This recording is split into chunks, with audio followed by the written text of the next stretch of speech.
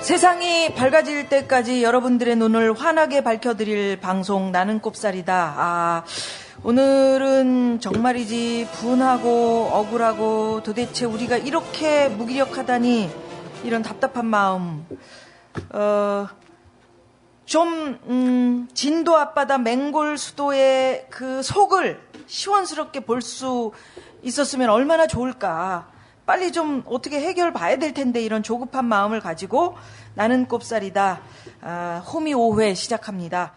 재수씨 결혼 축하드립니다. 앞으로도 행복하고 결혼 축하하고 오래오래 행복하게 되시고 나의 미래 결혼 생활을 진심으로 축하해줄 사람들과 같이 하는 소규모 결혼식을 생각하고 계신가요?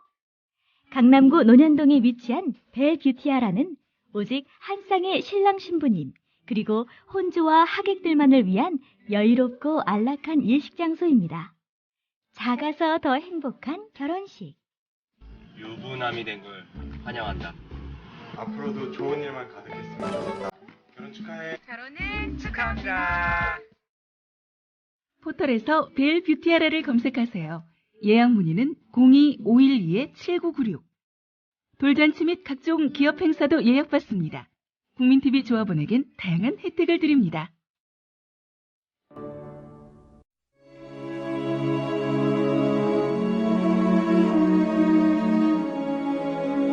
단원고 생존자 학부모 대국민 호소문. 세월호가 침몰한 지 실종자들이 바다에 갇힌 지 엿새가 지났습니다. 구조작업은 더디고 지켜보는 부모의 가슴은 타들어갑니다. 진노의 실종자 학부모들은 대통령을 만나고자 했습니다. 청와대로 가려고 했습니다. 그러나 경찰들에 의해 저지당했습니다. 그들 또한 섬에 갇혀있는 신세가 되고 말았습니다. 살아남은 아이들의 학부모로서 마음이 무겁습니다. 지금 정부는 무엇을 하고 있습니까? 초기 대응만 제대로 했어도 이렇게 큰 피해는 없었을 것입니다. 재난관리 시스템이 이렇게 허술할 수 있습니까? 지금이라도 당장 민간의 역량을 총동원하여 구조작업을 진행해야 합니다. 지금 언론은 무엇을 하고 있습니까? 신속한 구조작업을 촉구하는 목소리는 들리지 않습니까? 그저 속보 경쟁에 열올리며 오보를 내기 일쑤이고 살아남은 아이들에 대한 과도한 취재 경쟁으로 아이들의 상처를 더하고 있습니다. 우리 생존자 아이들의 학부모들은 다음과 같이 간절히 호소합니다. 정부는 모든 것을 총동원하여 신속한 구조작업을 진행해 주십시오.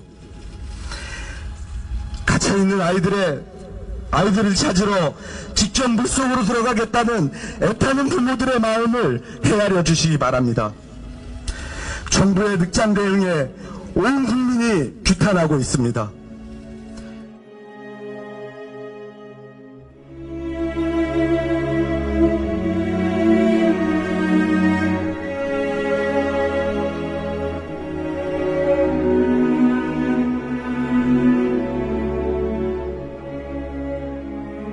실종자 가족들 또 유족 여러분들에게 위로를 보내면서 이미 여러분 다들 아시지만 오늘 방송 시작하면서 함성 소리, 박수 이런 게 없어서 더더욱 눈치채셨겠지만 정말 슬프고 안타까운 그런 날들이 이어지고 있습니다. 4월은 잔인한 달이다. 누가 그렇게 얘기를 했어요. 근데 정말 이렇게 잔인한 4월이 또 있을까? 예, 476명이나 되는 사람들이 탄 여객선 세월호 이 배가 4월 16일 아침에 진도의 차디찬 바다 위에 쓰러지고 말았습니다. 오늘 방송하고 있는 이 시점이 이제 엿새째인데 계속해서 들려오는 소식들은 슬프고 안타까운 소식 반, 그리고 정말 분노스러운 소식이 반이에요. 낙곱살이 원래는 일부러 뭐 명랑하고 웃으면서 방송도 하고 그랬는데 오늘은 좀 차분하게 좀 한번 짚어보도록 하겠습니다. 자, 인사부터 좀 해줘야죠, 옆에 우리. 예, 우띠엘 우석훈입니다. 원래 오늘 방송은 박원순 시장님 모시고 서울시 이것저것 알아보려고 했었는데요. 안 하고 싶었던 방송이에요. 그래서 지금 이게 방송할 상황도 아니고 할 얘기가 있을까 싶었는데 며칠 지켜보니까 너무 뭉개고 가는 것 같아서 이건 좀 아니라서 좀 할 얘기는 해야겠다는 생각이 들어서 급히 모였습니다. 예. 네, 그 옆에. 예, 선뜰 선대인이고요. 일단 돌아가신 분들 명복을 빌고 싶고요. 또 아직 생사 여부가 판가름 나지 않은 그 가족분들 굉장히 애타는 심정일 텐데 그냥 그분들 마음을 생각하면 저도 정말 계속 눈물이 나려고 그러고요. 어쨌거나 저희가 조금이라도 힘을 보탤 수 있는 그런 방송을 오늘 좀 했으면 좋겠습니다. 예. 네, 조금이라도. 예. 선장이나 승무원 정말 나쁜 사람들이죠. 그런데 사고는 어디서든 날 수 있고요. 나쁜 사람이 배를 몰 수도 있습니다. 하지만 사고가 나면은 그다음부터는 정부 책임 아닙니까? 이 지금 지금까지 드러난 재난 대응 체계라든지 위기 관리 실태를 보면은 과연 이게 정부인가? 이게 나라인가? 그런 생각을 안 가질 수가 없습니다. 김용민입니다. 네. 들뜬 마음으로 제주도로 수학여행 가던 학생들이 300명이 넘게 타고 있었고 500명에 가까운 사람들이 있었습니다. 이 커다란 여객선이 진도 앞 차가운 바닷물 속에 가라앉고 말았는데 정말 이 사실만으로도 억장이 무너질 일인데 그 뒤에 하나하나 들려오는 소식들이 정말 우리 마음을 더더욱 무겁게 그렇게 무너져 내리게 만들고 있습니다. 잠드는 것조차도 정말 미안한 마음, 그런 마음이에요. 그래서 오늘은 세월호 침몰 사태부터 넓게는 우리나라의 재난관리, 안전문제 이런 거를 좀 얘기를 좀 해보려고요. 근데 이제 우리 지금 이제 모인 이 세 사람이 선박 전문가도 아니고 잠수나 구조 전문가도 아니고 경제학자 둘의 시사평론가 하나인데 이 사건을 두고 무슨 얘기를 할 것인가 이런 그 생각을 하실 수도 있을 것 같아요.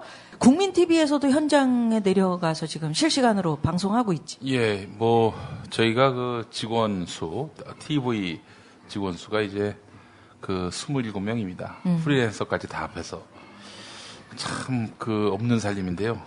특별 취재팀을 4명 구성해서 내려보냈고 라디오도 가만히 있을 수 없다 해서 우리 경제신문 5년 기자 경력 있는 PD를 또 내려보내서 지금 취재 현장에 투입을 시켰습니다. 그러니까 저희들이 이제 주로 취재하는 건 뭐냐면요. 정부 해경의 엉터리 발표 그거 신경 안 쓰고요. 이 실종자 가족들을 밀착하고 있습니다. 근데 많은 언론들은요, 실종자 가족들이 청와대로 가겠다 해서 길거리 나서고 이런 모습 오죽 답답했으면 저랬겠냐. 굉장히 비정상적인 행태로 이렇게 묘사하고 있잖아요. 위해주는 척하면서. 근데 그분들의 이야기를 들어보면 너무나 논리정연해요. 합리적이고. 어떤 거냐면요, 해경 최고 책임자한테 가가지고 이거 어떻게 된 거냐, 구조를 한다면서 제발 구조 좀 해라. 말로만 구조하면 뭐하냐. 구조를 하는 것도 보면은 이건 그냥 흉내만 내는 거고 진짜 구조 안 하고 왜 거짓말하냐 했더니 이 해경 담당자가 난 몰라. 왜 나한테 그거 자꾸 물어봐. 내 윗선한테 가서 얘기해. 난 몰라. 배째 이렇게 나왔다는 거죠. 좋다. 우리가 가자. 이 정권에서 최고 책임자인 대통령한테 얘기하면은 뭔가 좀 수가 있겠지 하고 길을 나선 건데 진도대교 못 건너가게 그 앞을 틀어막고 총리가 바리케이트, 해양수산부 장관이 바리케이트 치고 이게 무슨 지랄입니까 이게? 야, 위기 대응은 정말 한없이 느린데 그런 건 어쩌면 이 신속한지 말이야. 박근혜 새누리당 정권의 유일한 능력은요 정권 안보예요. 해양수산부 장관 그 사람 이주영 그 사람 해양수산 관련해서 아무 아는 것도 없거든요. 네. 오로지 해양수산부 장관 발탁될 때 무슨 이유로 발탁됐는지 아세요? 경남 마산 항구에서 태어나가지고 그 이후로 해양수산부 장관 됐어. 판사 출신이잖아요. 그래서 말이에요. 네. 잠이 안 오고 일단 잠을 잘 수가 없으니까 모든 분들이 아마 다 그러실 거예요. 그래서 계속 이제 공중파 방송국도 그렇지만 뭐 인터넷에서 전해주는 어떤 뉴스들, 뉴스타파라든지 국민TV라든지 뭐 고발뉴스라든지 이런 거 보면 부모님들이 울분에 찬 마음으로 정말 하소연하는 그런 영상들을 굉장히 많이 볼 수 있거든요. 그렇죠. 그 엄마 아빠의 마음을 조금이라도 좀 헤아려 줄 수 있다면 얼마나 좋을까. 아니 그러니까 현장에서 왜 기자들이 나가라, 너희들 필요 없다 나가라, 왜 이런 얘기를 듣겠어요? 다른 이유 아니야. 아니 진실을 얘기하지 않으니까 뭐 500명이 와가지고 뭐 지금 뭐 구조한다느니 이 말도 안 되는 거짓말을 늘어놓으니까 그걸 여과 없이 그대로 보도하잖아요. 그 어제 기자협회보행가서 쓴 기사를 보니까 실종자 가족분들이 외신에만 인터뷰를 한다는 거예요. 국내 언론에는 인터뷰를 안 하고, 그리고 뭐 기자들 이렇게 막 오면은 이렇게 막 오히려 손살을 치고. 왜 그러냐? 외신들은 자기네들 이야기를 정확하게 가감 없이 잘 전달한다는 거거든요. 그래서 제가 실제로 CNN하고 KBS, 조선일보 이런 데 몇 군데 사이트를 비교를 해봤어요. 실제로 CNN 같은 경우는 가족들 인터뷰한 내용들을 아주 자세하게 가족들 입장에서 이렇게 전달을 하고, 정부 발표를 하더라도 정부 발표의 이렇게 문제점이라든지 이런 예를 들어서 뭐 혼선이 있다든지 거짓말한다든지 이런 부분들에 대해서도 지적을 하고 있거든요. 근데 KBS하고 조선일보 이런 데 들어가 보니까요, 기본적으로 가족들 이야기가 별로 없고 그냥 정부 발표 내용들이 다 탑에 가 있고 뭐 그런 위주로 돼 있어요. 그러니까 정부를 비판하긴 비판하는데 중요한 건 뭐냐면은 대통령도 이 무능한 놈들한테 당했다 이런 식이야. 그러니까 조선일보 어제 칼럼이 골 때렸는데 허둥지둥 정부라고 이렇게 표현을 했어요. 그래서 막 조제와 뭐 이렇게 혼선도 빚고 거짓말도 하고 막 그랬는데 표현이 뭐냐 하면 마지막에 가면 공무원들은 대통령 눈앞에서만 일하는 척하고 대통령만 고군분투하고 있다. 이런 식으로 표현을 했더라고. 근데 이렇게 허둥지둥 정부이고 그다음에 경주 리조트 사태가 일어난 지 2달이 됐는데 그동안의 국가 관리, 위기 관리 시스템 이런 것들을 정비하지 않았고 이런 책임들은 사실은 결국 그 허둥지둥 정부라는 그 정부의 수반한테 있는 거잖아요. 재정정책은. 아니 그런 저질 참모들을 누가 골랐어? 아니 뭐 하늘에서 뚝 떨어졌나? 그러니까 그 문제랑은 좀 다르게 하여튼 그 지금 언론에서 보도하는 어떤 그 상황들, 태도들을 보면 마치 그 지금 사고를 당한 부모님들이 뭔가 이성적이지 못한. 그러니까 내가 굉장히 과도한 요구. 내가 입장을 바꿔놓고 생각해서 만약에 내 아이들이 나도 그 또래 아이들이 있거든. 내 아이들이 배를 타고 가다 저런 일을 당해서 더한 욕이라도 나는 막 했을 것 같아. 언론을 통해서 또는 뭐 누가 와도 애를 살려내라. 살려낼 수 없는데 빨리 한시가 급한데 걔네들을 꺼내주지 못하는 그 조급함. 근데 그거를 헤아리지 않는 거지, 사람들은. 내 일 아니고, 이 사람들이 대통령이 내려오셨는데, 국무총리가 내려오셨는데, 왜 대통령을 향해서, 국무총리를 향해서 저렇게, 예의 없이? 그런 예의 생각, 없는 것처럼 포장하는 거죠. 그렇게. 그 정몽준 아들은 뭐라고 그랬어요? 얘기하는 사람들이 있단 말이지. 정몽준 아들은 이게 미개하다고 그러잖아요. 그런 태도가. 정몽준 아들 이야기를 하니까 그런데, 이 나라에는 지금 보면요, 대한민국이라는 나라 전체가 세월호 같아요, 저는. 그러니까 세월호가 그 선박에만 있었던 게 아니고 유가족들 또는 실종자 가족들한테 이렇게 그런 식으로 표현할 수 있는 마인드를 가진, 그게 이제 서울시장 후보의 아들이라는 사람이 그렇게 이야기할 수 있다는 거.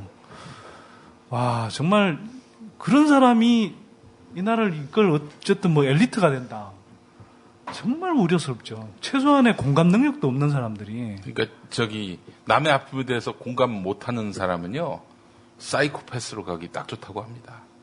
소시오패스라고 그러죠. 특히 그걸 공감 능력이 없어서 자기가 나쁜 짓을 하거나 그렇게 막말을 해도 사이코패스로도 간답니다. 그래서 누군가 이런 비유를 하더라고요.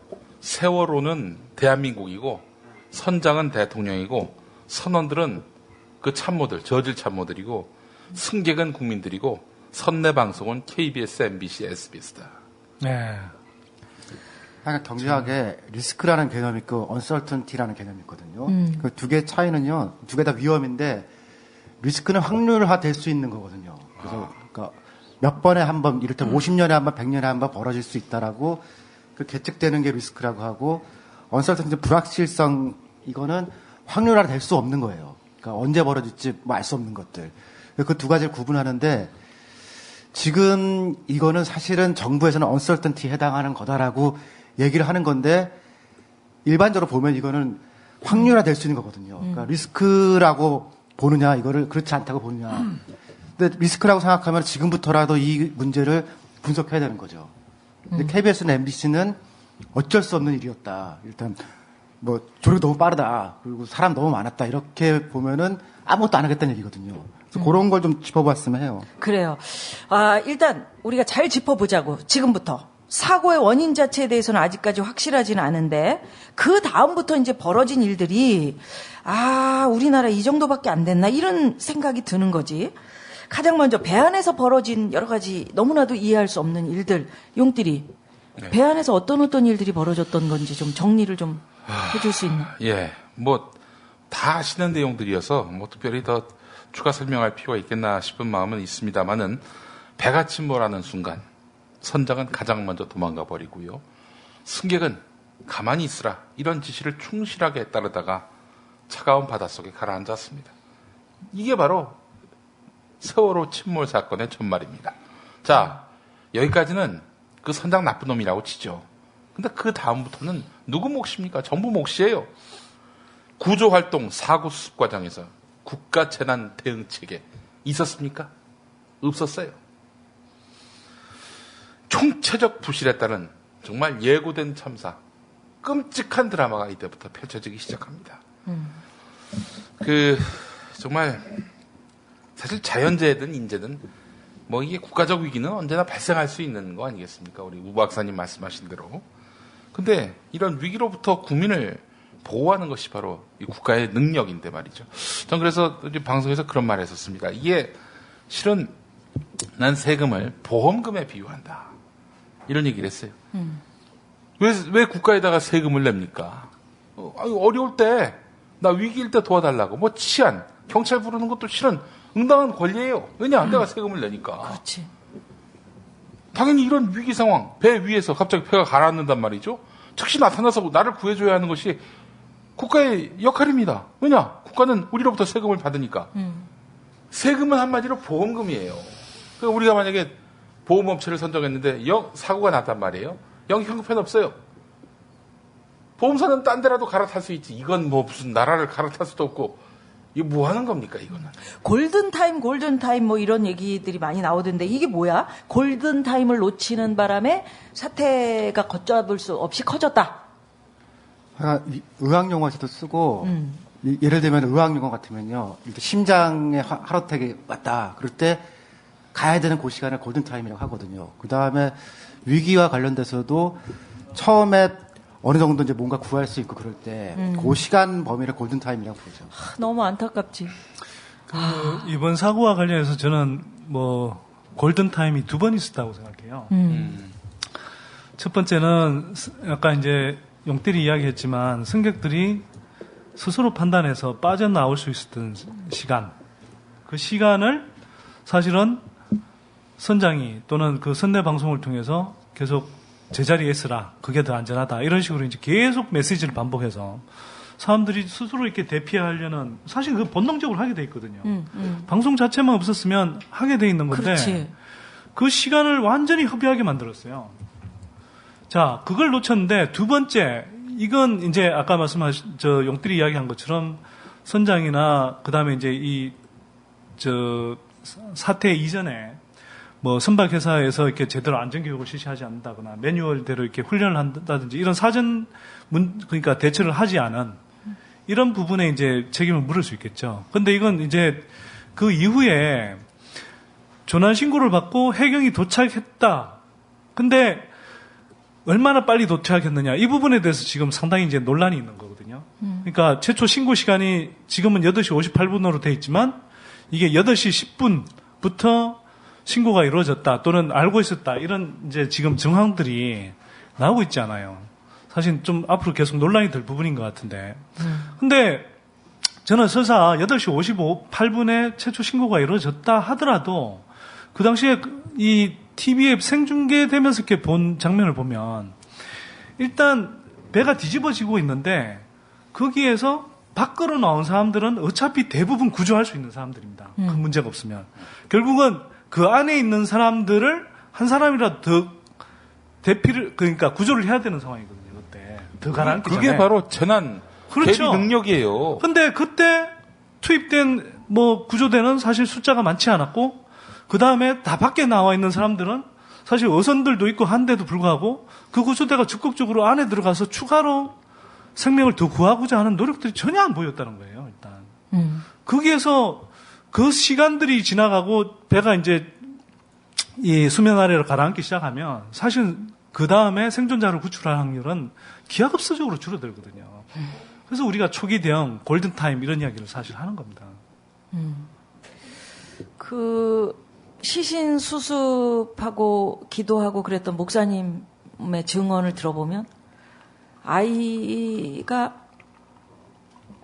이 열손톱이 다 헤어졌다는 거야. 너무 얼마나 고통스러웠겠어. 진짜로. 그러니까 그 안에 갇혀서 했던 어떤 카톡들이나 문자 메시지. 부모들이 환장하지. 부모님들한테 나 지금 gat혀 있어요라고 했던 그 친구가 있었잖아. 마지막에 문자 보냈다는. 마지막 날이 어젠가 그 배 안에서 처음으로 발견됐던 여학생. 그 용띠리도 봤지. 카톡이랑 어떤 문자들. 안 돼. 너무 심하게 기울어서 움직일 수 없어. 더 위험해 움직이면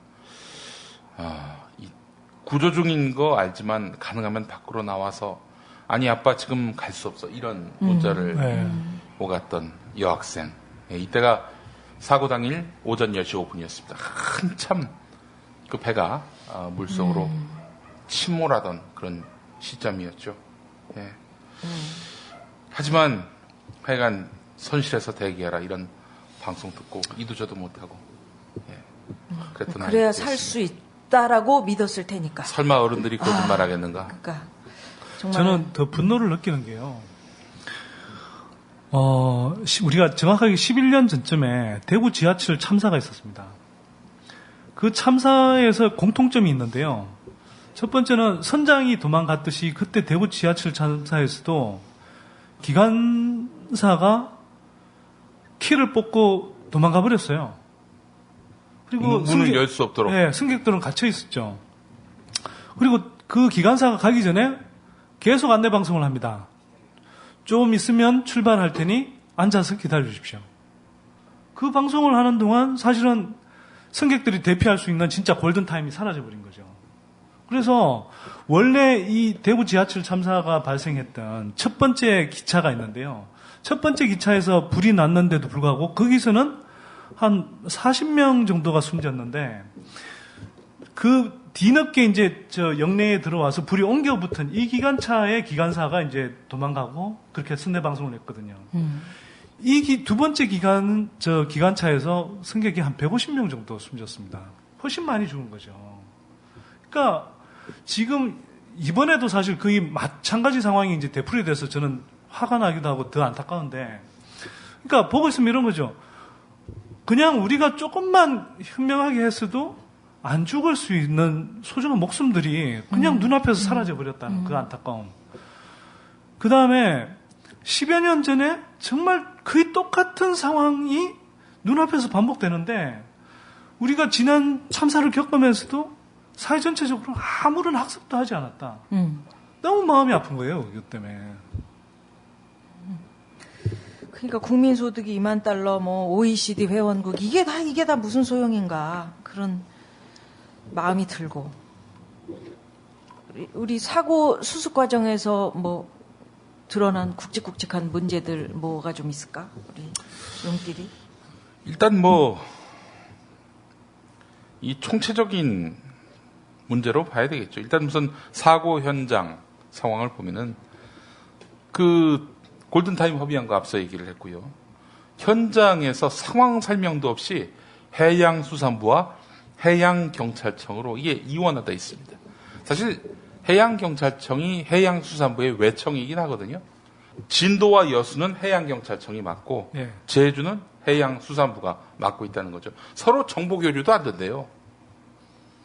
그러니까 의의가 없죠. 진도 따로 제주 따로 어떻게 하필 그 상황에서 그런 이런 일이 있을 때 서로 같이 좀 이렇게 딱 합쳐져서 빨리빨리 대처를 하고 네. 그다음에 부모님들이 제일 답답해하는 게 민간 잠수 또 자원봉사 하겠다고 갔던 분들 그런 분들 경력 있는 베테랑 그분들이 돕겠다고 했는데 다 뭐 어떻게 여기서 뭐 허락받고 저기서 허락받고 그래야지만 뭐 같이 또 할 수 있고 막 그런 그 얘기들도 있었잖아. 30년 동안 대형 선박 선장으로 근무한 황모 씨 이야기가 있는데 사고 직후에 세월호가 왼쪽으로 넘어가지 않도록 반대쪽에서 예인선 두 척이 줄 걸어서 속도를 당겼을 경우 그렇다더라도 침몰은 되겠죠. 하지만 완전 침몰되기까지 시간을 지연시킬 수 있었다는 거죠. 시간을 벌 수 있었다는 겁니다. 그래서 구조할 수도 있었다는 거고요. 그런데 구조대책본부에다 전화를 했는데 여기 담당 부서 아니거든요. 다른 부서에 연락하시죠. 이런 답이나 들었다는 거죠. 민간의 제안을 유치한 거, 뭐 그냥 낭설, 괴담 이런 걸로 여기고 아예 그냥 귀뚱도 듣지 않는. 근데 우띠리는 이렇게 손발 안 맞는 관계 당국에 대해서 어떻게 봐요? 왜 이런 일이 반복되지? 아니, 뺑뺑이라고 전문용어를 쓰거든요. 그래서 공무원들하고 무슨 얘기 한번 하려면은 10통화 정도는 각오를 원래 해야 돼요. 그 담당 부처를 찾는 건데 사고 때는 사실 매뉴얼대로 해서 딱 관할에 지금 가게 돼 있거든요. 근데 이게 지금 행정안전부로 관할을 지금 일원화시킨 게 올해 아마 2월인가 그럴 거예요. 예. 안전행정부. 네, 안전행정부. 그래서 그 전에 제가 기억했던 거는 서울시나 이런 그 시에서 한 적도 있고, 그다음 재난방재청에서 보통 하고, 아니면 총리실에서 하는데, 그쪽으로 이제 안전을 한다고 넘겨놓고선 인력은 안 보냈다는 거예요. 그러니까 방재청에 이런 데서 그 관련된 인력들을 다 보내주고 이렇게 만들어야 되는데, 그게 안 돼 있으니까 형식만 대책본부가 있고 돌아갈 수가 없는 거죠. 그 대책본부 중앙재난안전대책본부라고 하잖아요. 그 저 예전에는 그 중앙재대책본부 이랬었던 중앙재난안전대책본부입니다. 2004년부터. 그런데 이제 그동안은 참여정부 이후부터는 이게 중앙재난안전대책본부의 본부장은 당연적으로 안전행정부 장관인데 그 실질적인 총괄이 누구냐면 차장입니다. 네. 근데 차장을 소방방재청장이 담당하게 했었어요. 그럼 재난방재 여기에 그 달인 아닙니까 전문가? 네, 네. 근데 올 2월에 박근혜 정부가 이 기구 개편을 하면서 이게 저 차장을 안전행정부 2차관이 담당했습니다. 이분 소방방재청장 아닙니다. 소방방재와 무관한 공무원 출신이에요, 그냥 행정직. 그냥 관료죠 뭐. 그런데 문제는 뭐냐면 중앙재난안전대책본부 20명이 있는데 고위직에 20명이 전부 다 이렇게 관료들로 채워졌다는 거예요. 소방방재 전혀 아는 바 없는 이런 양반들이. 그러니까 뭐 나오자마자 뭐 승선자수, 구조자수, 실종자수 이거 뭐 시간 단위로 바뀌었잖아요. 아까 우띠리 형님이 이제 행정안전부라고 이야기를 해서 제가 안전행정부라고 약간 고쳐졌는데 이게 저도 뚜렷하게 기억하는 이유가 뭐냐면 원래 행정안전부였거든요. 이명박 정부 때. 맞아. 근데 박근혜 정부 들어와서 안전이 중요하다. 그러면서 안전을 앞으로 뺀 거예요. 근데 명찰만 바꾸기였는데 실제로 작동할 수 있도록 그렇게 인력을 보강한다든지 자원을 배정한다든지 하는 게 전혀 없었던 거거든요. 근데 예를 들어서 지난해 미국 보스턴에서 이제 보스턴 마라톤 대회 때 폭탄 테러 사고가 일어났었잖아요. 물론 인명 피해 규모나 이런 걸 이제 이번 사고하고 따지기는 힘들지만 그 파장은 사실 굉장히 컸던 사고거든요. 특히 폭탄 의도적인 테러 사건이었고 미국에서는 2001년에 그 9.11 테러 이후에 국가안보국을 설치하고 그게 이제 한편으로 뭐 좀 부정적인 뭐 이렇게 너무 안보만 강조한다 이런 비판을 받기도 했지만 국가 사고 관리 시스템이라는 걸 만듭니다. 영어로 이제 NIMS라고 이렇게 이야기를 하는데요. 어떻게 해야 되는지에 관해서 일종의 이제 매뉴얼화한 거죠. 원래 매뉴얼이 있었지만 어떤 식으로 해야 될지를 하고, 근데 그게 매뉴얼에서 끝나는 게 아니고요. 이 사람들이 평상시에 어떤 활동, 뭐 큰 행사가 있다. 이럴 때 뭐 예를 들어 소방부서라든지 경찰부서라든지 아니면 행정부서 이런 데서 다 모여서 서로 안면을 익히고 어떤 상황이 있을 때 서로 이렇게 교신을 하고 하면서 이런 걸 체계적으로 계속 훈련을 해온 거예요. 그래서 보스턴 폭탄 테러 사건 관련해서 이 체계가 굉장히 원활하게 작동했고, 그래서 살만에 모든 상황을 종료하고 테러리스트 다 검거하고. 근데 지금 우리 한국 정부가 하고 있는 건 그런 거에서 온갖 기본적인 장치들, 기본적인 대응들, 기본적인 정보 공유, 뭐 지휘 체계 이런 것들이 완전히 무너져 있는 거죠, 이게. 그러니까 손띠리 말대로 지금 이제 보스턴 마라톤 얘기를 해서 그런데 이런 일이 발생을 했을 때 우리가 원하는 거는 야, 사고 났으니까 수학여행 가지 마. 니네 금지. 이게 아니야. 수학여행 왜 학창 시절에 그 아름다운 어떤 추억의 한 귀퉁인데 그거 왜 못 가? 국가가 지금 얘기했던 대로 안전하게 관리할 수 있는 시스템을 만들어주면 네. 다음엔 더 이번에 이런 일이 있었으니까 여기서 우리가 좀 보완하고 이런 일이 일어나지 않도록 그럼요. 우리가 해줄게. 네. 그 다음에 니네들이 갈 수 있어. 이게 그 올바른 대응이다. 그 세월호하고 같은 조선소에서 비슷한 유형의 배가 10년 전에 일본에서 사고가 났었거든요. 지금 거의 비슷해요. 근데 거의 다 구했다는 거 아니에요. 근데 지금 한국은 이렇게 됐으니까 지금 사람들 얘기를 제가 직접 만나서 좀 들어본 거는요. 한국 배는 못 하겠다는 거예요. 그 일본에서 20년 동안인가 뭐 같은 배가 일본에서는 사고 없이 잘 운행됐는데 한국에 오니까 지금 치명적인 사고가 난 거 아니에요. 그러니까 이거는 우리가 가지고 있는 국가의 기본 관리 체계에 심각한 문제를 보여준 거죠.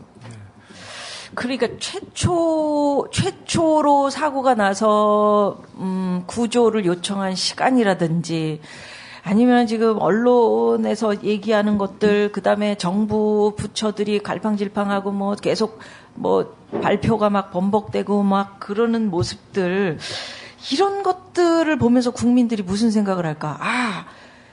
뭔가 복잡한 게 얽혀 있다. 뭔가 있다. 이런 생각을 하게 되게 만들잖아. 그렇죠. 그러니까 그런 것들을 좀 속 시원하게 이렇게 쫙 풀어주면 참 좋을 텐데. 그러니까 우리가 모금 운동을 해도 투명하게 뭐 모금 액수 같은 걸 딱 발표를 하면 그 다음에 그 돈을 어디서 썼는지에 대해서 우리가 그 의문이 없듯이. 그러니까 지금 그게 없단 말이지. 사고 닷새째 만에 그 진도 관제센터하고 이제 교신한 내역을 해양경찰청에서 이제 공개를 했잖아요. 근데 그것도 이 교신한 음성 파일을 그냥 전부 공개하면 될 텐데 녹취록을 추려서 공개를 했어요. 근데 제가 의문이 드는 게 그 세월호 순장한테 계속 대피시키라라고 했는데 안 했다라는 그 이야기를 하기 위해서 이제 그렇게 공개를 한 것 같은데, 문제는 세월호 순장이 해경 쪽에다가 계속 그럼 구조대는 언제 오느냐라고 묻는데 거기에 대한 답변은 없어요. 그래서 어제 보니까 그 JTBC 기자가 질문을 한 것 같더라고요. 이거 왜 이 풀 버전으로 이렇게 공개를 안 하고 일부 이렇게 녹취록을 이렇게 정리해서 이렇게 공개를 하느냐. 그랬더니 그 방송에 나오는 해경 그 관계자 말이 진짜 웃기는데, 아니 우리가 뭐 이런 걸 다 시시콜콜이 다 공개해야 됩니까? 그럴 필요가 있습니까? 이런 식으로 이야기를 하는 거예요. 이게 누구나 딱 생각해 보면 정말 초기에 대응을 어떻게 했는지, 사고가 어떻게 발생했는지, 어떤 과정에서 이렇게 바로바로 대피를 하지 못했는지 이런 것들을 밝혀줄 수 있는 굉장히 중요한 녹취록인데도 불구하고 그걸 공개할 필요가 있겠느냐, 이렇게 이야기를 하는 거예요. 이게. 처음 사고 났을 때 보도 보고선 저는 그렇게 심각하게 생각 안 한 게요. 이거 몇 시간이면은 이제 다 구출되겠구나. 불이 난 거나 그런 게 아니기 때문에. 그러니까 우리도 그렇게 생각했지. 왜냐면 배가 많이 떠 있더라고. 그 화재나 폭발이 있으면은 위험하지만 그냥 잠기는 거니까 건지면 돼서 아마 저녁 되면 상황이 끝났을 거다라고 생각을 했거든요. 이렇게 커질 줄은 몰랐고, 그러니까 그런 생각이 들더라고요. 이게 정부에서 구할 생각이 있었던 건지 없는 건지 아니, 그게 지금도 제일 궁금해요. 이게 이제 관건이 그거예요. 최초 신고 시간이 언젠가. 이거 굉장히 중요합니다. 이건 저는 이게 이 사건의 핵심적인 키가 될 거라고 생각을 합니다. 지금 8시 55분, 58분? 이때 처음 신고됐다는 거 아닙니까? 그전에는 전혀 몰랐고. 아니, 그 신고도 학부형이 한 거 아니에요? 그렇죠. 말입니다. 네. 자, 그런데 말이죠. 오늘 그 보도를 보니까 경기도 교육청에서 해경에서 8시 10분쯤에 배와 연락이 안 된다. 라고 단원고등학교에 전화가 왔다. 이런 폭로를 했어요. 경기도 교육청이 말이죠. 그리고 그게 그럼 단원고 8시 10분부터 이미 배에 뭔가 이상이 있다는 걸 해경이 감지했다는 얘기거든요. 그 단원고 뭐 상황판에 그 이제 그걸 쭉 이제 시간대별로 그걸 적어 놓은데 8시 10분에 해경에서 배로 연락을 했는데 교신이 안 된다. 이게 적혀 있어요. 그게 지금 뭐 사진이 찍혀서 계속 돌아다니고 있는 거죠, 지금. 그러니까. 그리고 국립해양조사원이라는 곳에서 4월 16일 사고 당일에 항행경보를 냈는데 8시 30분경에 그 여객선 침몰 중이라고 이렇게 표시를 했어요. 근데 그걸 갖고 이제 국민TV에서 보도를 했지. 8시 55분, 58분이 아니라 이미 8시 반부터 인지를 했다. 또 아울러 뉴스타파가 그보다 앞서서 8시 25분에 신고가 들어왔다라고 진도군청 관계자가 이렇게 기록을 한 내용이 있어요. 자, 그런데 국립해양조사원에서 국민TV가 이렇게 보도하고 난 다음에 그 홈페이지에 8시 30분이라고 돼 있는 걸 8시 55분으로 바꿨습니다. 이거 굉장히 중요한 문제잖아요. 중요한 거죠. 이미 저희는 다 캡처를 했고요. 그리고 뉴스타파가 8시 25분에 그 적은 진도군청에 문건을 보도를 했잖아요. 진도군청 공무원이 제가 착오를 한 것 같다. 오타를 한 것 같다. 이거 뭐야 도대체 이게. 자기들한테 분리하면 실수했어, 오타했어. 이 중차대한 문제를 그렇게 넘어가도 되는 겁니까 이게? 8시 10분. 그게 만약에 진짜 해경이 그 상황에서 이 배가 침몰되고 있다는 것을 인지하고 있었다면요. 1시간 동안 이 아이들을 구출할 수 있는 여지가 있었던 것이고 해경 아무 일도 안 했다는 것이고요. 따라서 이 사건의 책임은 정부에게 100% 갈 수밖에 없는 거다. 지금 구조자 수를 초기에 그렇게 오판했던 거 그런 거 자체부터가요. 이 위기 대응에 있어서 얼마나 큰 심각한 문제를 하는지 특히 골든타임을 이렇게 놓친다라는 측면에서 보면 굉장히 큰 초기동 대응에서 실패를 한 거죠, 사실. 그 청해진 해운이라는 그 세월호 소속된 회사. 네. 그게 세모 유람선 예전에 우리 큰 사고 있었던 그 유람선하고 뭐 관련이 있는 회사인가? 네. 그 회사의 대주주가 예전에 기억나시죠? 오대양 사건. 그러니까. 오대양 사건을 일으켰던 사람으로 지목된 유병헌 씨라는 사람이 있었어요. 그 유병헌 씨의 아들로 알려졌습니다. 지금 회사. 예. 청해진 해운이 있잖아요. 그러면 이 위에 지주회사가 하나 있는 거예요. 이 지주회사의 지배주주들이 아까 이야기했던 유병헌 씨의 두 아들인 거죠. 최대 주주야, 그러면? 예, 최대 주주입니다. 게? 예, 최대 주주이고, 이 I1I 홀딩스라는 지주회사를 통해서 천해지라는 회사를 갖고 있고요. 이게 이제 이 자기업이죠. 자회사이고, 이 자회사를 통해서 다시 이제 청해진 해운이라는 데를 소유하고 있는 거죠. 그래서 손자 회사인 겁니다. 근데 실제로는 이렇게 구조를 보면 그 청해진 해운이라는 데를 갖고 있는 그 천해지 말고 여러 개 한 7개 정도의 회사가 나오는데요. 이 7개의 회사가 다 이 유병헌 씨 아들들이 이제 지분을 갖고 있거나 특수 관계인들이 대주주인 그런 회사들인 거예요. 그러니까 준재벌들이 이렇게 막 그 순환 출조 구조 형태를 이렇게 지배하고 있듯이 그런 식으로 이렇게 복잡한 출자 구조 속에서 이렇게 청해진 해운을 갖고 있더라고요. 근데 이 청해진 해운이 세모 해운이 이제 1997년에 이제 부도가 났거든요. 원래 이제 세모 해운이라는 데는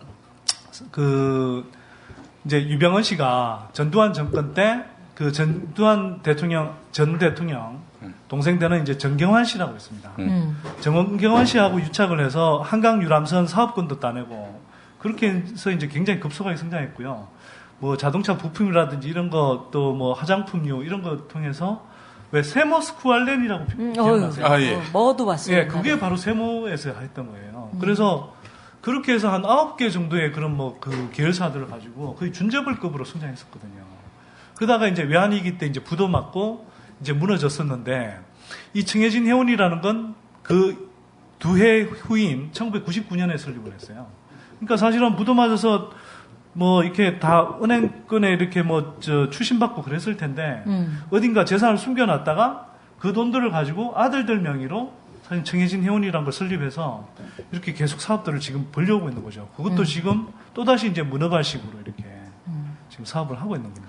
지난번에 낙곱살에서 그 규제 완화에 대한 얘기를 했었잖아. 근데 그렇죠. 이 세월호가 규제 완화하고도 관련이 있나? 지금 있다는 거 아니에요. 그전에는 20년 이상 되는 배를 이렇게 투입시키지 못하게 했는데, 이명박 때 30년을 완화시켜서 18년 돼서 일본에서 퇴역시키려고 했던 배를 사가지고 와서 샀어. 예, 네. 했고, 그다음에 페리오라는 거 자체가요, 원래 좀 위험한 배예요. 아. 그러니까 구조적으로 페리오라는 거는 밑에 짐을 많이 실잖아요. 그리고서 위로 승객을 올리니까 복원력에 문제가 있고, 그다음에 위쪽으로 많이 태우니까 무게중심이 위로 올라가거든요. 그렇죠. 근데 하면 안 되는 중축을, 그러니까 수직 중축이라는 걸 한 거야, 이 배가. 그래서 그렇게 하면 안 되는데, 위에 그러니까 그 굴뚝이라고 그러죠. 그쪽 있는 데를 털어버리고서 거기다가 객실을 올렸거든요. 그러니까 이게 돌면은 구조적으로 위험하게 돼 있고, 그래서 하면 안 되는 일을 지금 그때 200억인가를 줄일 수 있다, 우리나라 전체에서. 그렇게 해서 지금 이 배가 다닐 수 있게 된 거죠. 그러면 지금 문제가 이 세월호뿐만이 아니고 지금 얘기하는 그런 배들이 전부 다 그런 개조가 된 상태로 손님들을 맞이하는 거 아니야? 그러니까 앞으로 우리가 탈 배들. 이 노선에 있는 이 배를 사실 오세훈 시장 때 한강까지 들어오게 하려고 했던 배가 이런 배들이에요. 저도 이거 끝나고 나서 굉장히 반성을 한 게, 그때 두 가지 농점이 있었거든요. 하나는 이게 크루즈라는 게 아니고 페리오다, 사실은. 그래서 그걸 가지고서는 저는 신문에 썼는데, 배 위험성에 대해서 쓸까 말까 하다가 그때 데이터가 좀 부족했거든요. 그래서 안 썼어요, 사실은. 이거 이렇게 띄우면 안 된다라고. 그래서 그런 게 지금 생각이 좀 나고요. 그러니까 기본적으로는 우리나라 배들이요, 거의 대부분 안전하지가 않아요.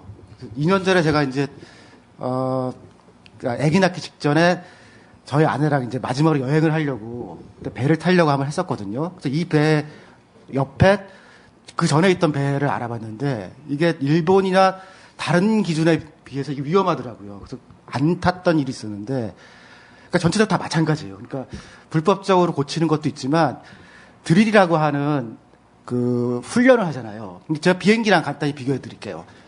작년에 아시아나 항공에서 사고 난 적이 있었죠. 그때 아시아나 그 승무원들, 보통 스튜어디스라고 하는데 정식용어 승무원들이 영웅적으로 구해가지고서 사람들을 막 이렇게 해서 사고에 비해서는 많이 구했다, 막 그런 적이 있었잖아요. 그때 이제 제가 그 승무원들도 만나고 그래서 조사를 했어요. 그랬더니 거기서 해양과 관련되어 있는 그 훈련을 어떻게 하냐면요, 자기네가 풀을 가지고 있다는 거예요. 그래서 진짜로 승무원들이 그 안에 들어가서 물속에서 대피시키는 걸 하더라고요. 그래서 이게 다 하냐 그랬더니 국제 규격의 비행기를 띄우는 데서는 다 안 되는 거예요. 그래서 그 정도는 사실은 다른 비행기를 타더라도 안전하다. 그리고 거기서 기억이 나는 수칙이, 승무원들은 거기 탔던 손님들이 다 내린 다음에 내릴 수 있게 돼 있다는 거예요. 그래서 근데 딱 보니까 지금 우리나라에서 그런 풀을 가지고 드릴이라고 하는 훈련을 하는 배가 없어요. 없지. 그러니까 이 규모가 안 되니까 그 물속에서 어떻게 구하느냐라는 거는 그러니까 훈련 자체를 할 수가 없는 상태거든요. 거기에 관리 감독이 일본이랑 비교해 보니까 터무니없이 안 되는 거예요. 그럼 지금 이제 우리가 생각해야 되는 거는, 앞으로 우리나라 배를 이 상태에서 탈 수 있느냐. 탈 수 있게 만들어야 된다는 게 제 생각인데, 지금처럼 이렇게 대충 덮고 가서는 앞으로도 못 한다는 거거든요. 그 누나가 얼마 전에 섬에 들어갈 그 상황이 있어가지고, 예. 그때 이 배를 탔었지.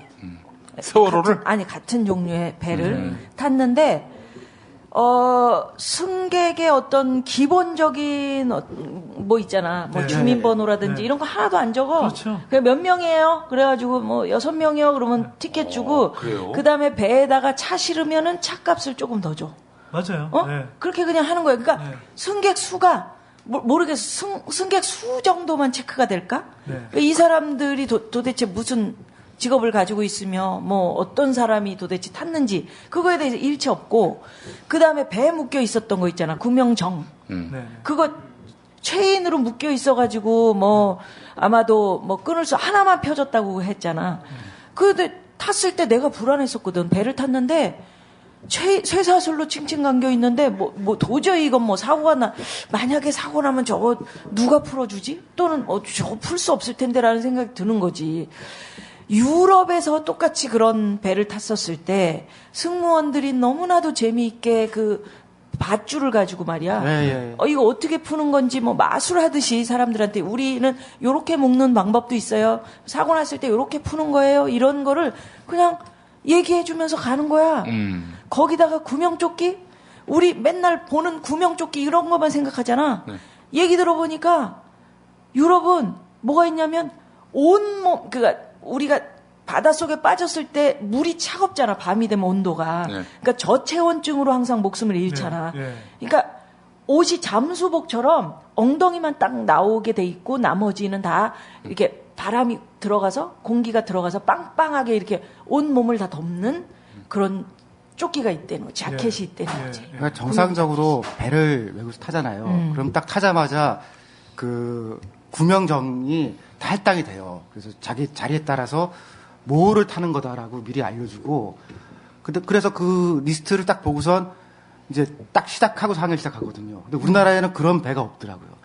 그런 교육을 해야지. 비행기에서는 하는데 왜 배에서는 안 해? 아니, 배에서도 한다니까요, 외국에서는. 이거 우리 말이야, 우리는 왜 쇠사슬로 묶여 있어? 근데 지금 관리 체계 자체가 근본적인 질문에 부딪힌 거예요. 그러니까 지금 우리가 사실 외국은 운송이라는 게 공적 영역에서 시작했거든요. 그래서 일부를 민영화시키면서 공적 관리 때에 흔적이 남아있는 건데, 근데 우리는 처음부터 지하철을 제외하면은 전부 다 빠른 시간 내에 이걸 하다 보니까 버스, 배 이런 게 민간 영역에 있었어요. 그러니까 버스를 갖고 얘기하면 요즘 공영제, 중공제 운전 한참 하잖아요. 외국은 원래 다 공영제였는데 민영화가 일부 되다가 다시 왔다가 갔다 하는데 우리는 짧은 시간 동안 하는 버스도 지금 민간이 하잖아요. 배가 지금 국내 사실 이거는 놀러 가는 게 아니고 어떻게 보면은 기본적인 대중교통의 성격이 있거든요. 근데 대중교통의 성격을 가진 것들에 대해서 어떻게 공적인 장치를 할 건가를 우리 해본 적이 없는 거예요. 그러네. 그러니까 페리오 사건 90년대 났을 때요. 그때는 경제학하는 사람들이 많이 죽었어요. 그때 경제기획원에서 한꺼번에 놀러 갔었거든요. 그러니까 저는 직접은 아니 건너하는 형님들이 굉장히 많이 죽었는데 그래도 못 고친 거예요. 우리가 왜 지난 시간이었나 규제개혁 이야기할 때 그때 이야기했잖아요. 우리가 그 규제라는 게 꼭 불필요한 것뿐만 아니라 굉장히 필요한 규제들인데 특히 생명과 안전을 다루는 부분에서는 절대 양보하면 안 되고 오히려 더 강화해야 된다. 그런 이야기를 했고 사실 우리가 수직정축 리모델링 그 이야기를 하면서도 이게 사실은 지금 세월호 선박에다가 그 수직정축한 것처럼 그치. 아파트에다가 그걸 하겠다는 거거든요. 근데 그거 집값 올리는 호재라고 주민들이 막 박수치고 그러는데 이게 당장 사고는 안 터져서 10년, 20년 후에 어떤 문제가 생길지 모르는 거거든요. 그래서 지금 우리가 그러니까 근데 규제개혁이라고 그러니까 이게 당장은 아까 뭐 우띠리 형님 이야기했지만 국토부에서도 이 선박 사용 연한을 이렇게 늘릴 때 이렇게 하면 기업들 비용을 한 200억 정도 절감해 준다 이렇게 이야기했거든요. 기업들 비용은 절감해 줬을지 몰라요. 실제로 청해진 비용은 절감해 줬을 겁니다. 왜 일본에서 18년 된 그래서 퇴역하는 그 선박을 20년까지 사용하게 돼 있으면 그 2년 남겨놓고 그거 구입했겠어요? 근데 30년까지 늘려주니까 최대 구입해서 우당할 생각을 한 거 아닙니까? 거기다 수직정축했고요. 그리고 형님이 아까 이제 한 가지 언급 안 한 것 중에 하나는 예를 들어 구명벌 같은 경우도 원래는 이전에는 정부 기관이 다 일일이 작동하는지 실제 전수 검사를 했어요. 근데 이게 그 비슷한 무렵에 국토해양부에서 똑같이 한 게 이걸 이제 민간의 우수업체라고 지정한 데서 그냥 실제로 해보고 한국승급이라는 데가 있거든요. 그 해양수산부 지금 퇴직관료들이 이렇게 주로 가 있는데. 그래서 그냥 수료검사만 하는 거예요. 그렇게 해서 통과됐어요. 그래서 요번에 세월호에 실렸던 구명벌 있잖아요. 구명벌이라고. 그게 충분한 숫자가 있었는데도 불구하고 그게 한두 개 말고는 제대로 작동을 하지 않았다는 거잖아요, 지금. 그러니까 당장 눈앞에서 기업들 비용을 줄여주는 것처럼 보일지 모르겠지만 그 피해는 결국 국민들한테 돌아온다는 겁니다. 이렇게 무시무시하게. 그러니까 지금 선띠리가 얘기하는 거는 검사 기관에 대한 문제 제기를 하는 거잖아. 과연 검사 기관은 그러면 이 신뢰받을 만한가? 그 누가 검사 기관을 검사할 것인가? 그렇죠. 감사원에서 해야죠. 감사원에서 잘 관리하면 되는데 이제 감사원장이 굉장히 정치적으로 임명이 되잖아요. 그 대통령 친한 사람들이 자기 치적을 감사하지 말라고 감사원장을 보내니까 그 감사원장은 감사 안 하는 게 자기 일이 돼버린 거거든요.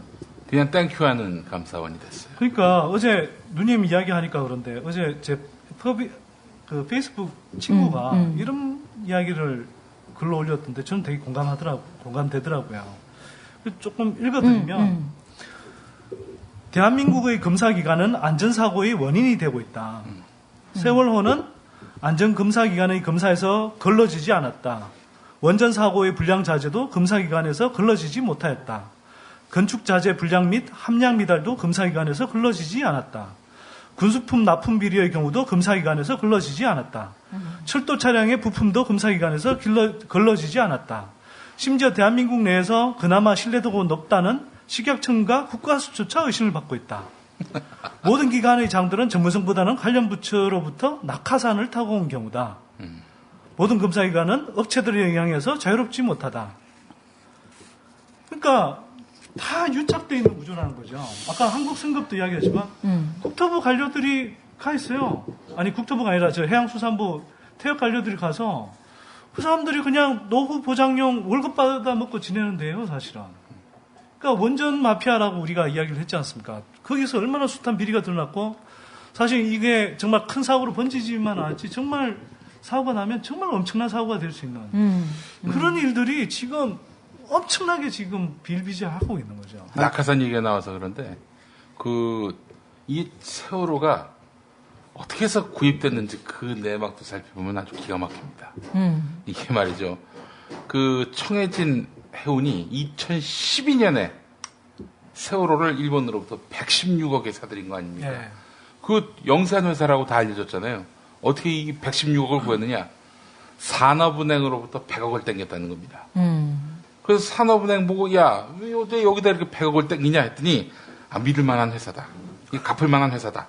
그 16억 가지고 했네. 100억 땡기고. 그러니까 근데 알고 봤더니 전혀 그렇지 않았던 거예요. 2011년에 청해진 해운은 부채 비율이 278%였고 단기 순손실도 11억에 달했던 그야말로 심각한 경영위기에 봉착했던 기업이었는데 여기다가 이 100억을 땡겨준 거죠. 그러니까 얘네들은 16억만 들여서 그 배를 사올 수 있었던 거예요.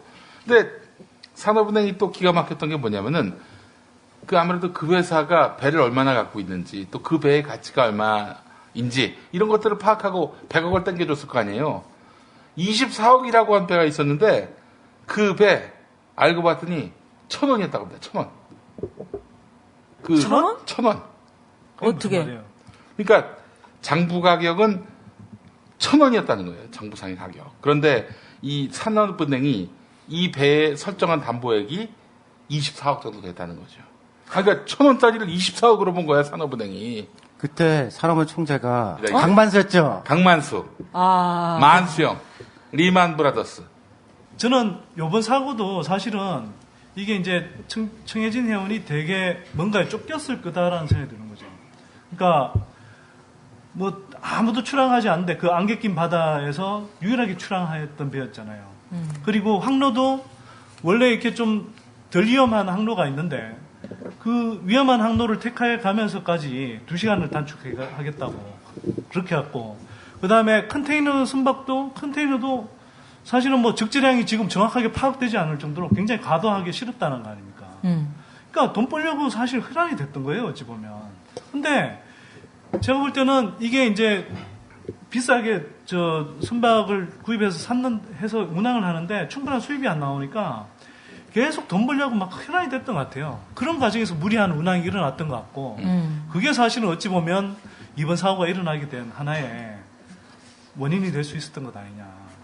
어제 KBS 보니까 그러니까 지금 상태는 우리나라 배는 대부분 다 위험하다고 보시면 돼요. 그러니까 관리가 제대로 안 돼 있고, 그러니까 비행기랑 비교해 보면은 비행기나 배나 다 위험한 거잖아요. 근데 국제 기준의 비행기에서 안전 관리에 비하면은 형편없이 안 돼 있거든요. 근데 이제 돈 문제죠, 결국은. 작은 회사들이 띄우다 보니까 이제 그래서 어제 KBS에서 한 얘기는 준공영제로 가자는 거예요. 준공영제. 준공영제.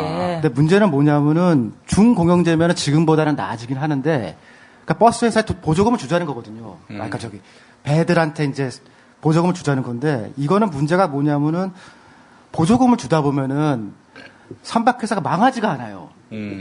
그리고 잘못하면 잘못할수록 비율을 따져서 보조금을 주니까, 못하면 오히려 보조금이 더 많이 나오거든요. 그래서 이거 몇 년을 하다 보면은 차라리 정부가 일정 노선을 아예 인수해서, 영국 같은 경우 그렇게 하거든요. 그러니까 너무 작아서 문제가 생기니까 묶어서 그걸 공사화시켜서 정부가 운행하거든요. 그렇게 하면서 국제 기준에 맞춰서 관리를 해야 우리가 배를 탈 수 있지. 지금 상태에서 그냥 준공영제를 한다고 돈만 일부 퍼주고 정부는 또 그 안에서 관리도 안 할 거거든요. 했다. 그러면은 지금 위험해서 누가 타겠어요. 또 어떤 위험이 있냐면 사람들이 지금 점점 가난해지잖아요. 그래서 배가 한참 때에 비하면 덜 타요. 그러니까 비행기는 오히려 느는데 배는 놀러 가면서 타는 것들이 많으니까 그 줄거든요. 지금 이 전체적인 문제는 모든 선사가 대부분 다 지금 수익성이 나쁘다는 거예요. 사람들이 덜 타니까요. 그러면은 지금도 위험한데 올해는 정말 배를 덜 탈 거거든요. 더 나빠지는 거예요. 그럼 그럴수록 배는 더 위험해질 거 아니에요, 이거죠. 그러니까 지금 민영화 얘기를 할 게 아니고 이게 정말로 대중교통이라면은 정부가 적절하게 공사화해서 안전하게 해주는 게 지금 갈 방향인데 KBS는 준공영제로 가니까 그냥 이런 청해진 같은 데다가 정부가 그냥 돈만 넣어주라는 거거든요. 그건 아니죠. KBS가 그렇게 주장했어, 어저께? 준공영제로 가는 게 답이던데. 그럼 청해진 같은데 그 사장한테 돈을 그냥 달라는 거예요. 그럼 거기 있는 사람들은 이사들 아무것도 안 하고 버스 회사 그렇거든요. 몇 억씩 그냥 받아가요. 절대 망하지도 않고 괴물 같은 게 하나 나오는 거죠. 걱정이네. 아니, 앞으로 나아질 바가 안 보이잖아요. 그러니까 문제가 생겼으면 그 문제를 통해서 뭔가 개선을 해 가야 되는데요. KBS 진짜 나쁘더라고요. 이 와중에 청해진 같은 이런 회사들한테 그러면 국민의 돈을 떼주자라는 거거든요. 사고를 쳤으면은 벌을 받아야죠. 뭐 경영상 불이익을 당하거나 뭘 몇 년간 못하게 하거나 영업정지 시키거나 그래야 되는데 사고를 냈으니까 얘한테 돈을 주자. KBS 그러고 있더라니까요. 용어는 복잡한데 얘기는 그거거든요. 그러니까 이제 참사가 날 때마다 말로는 다 잘하잖아. 재발 방지 대책 세우겠다. 근본적인 종합 대책을 마련하겠다. 나중에 보면은 달라진 게 없어. 그러니까 지금 우리 경제학자들이 이렇게 답답한 마음으로 얘기하는 것도 좀 바꿔보자. 그런 대형 참사가 발생하지 않게. 그럼 우리가 왜 이러는가? 참사를 겪었으면 거기서 좀 또 더 발전이 돼야 되는, 배우는 게 있어야 될 거 아니야. 네. 근데 그게 없는 것 같아. 맨날 똑같아. 왜 후퇴하는 것 같은 그런 느낌이지? 실제로는요, 우리가 이런 거죠.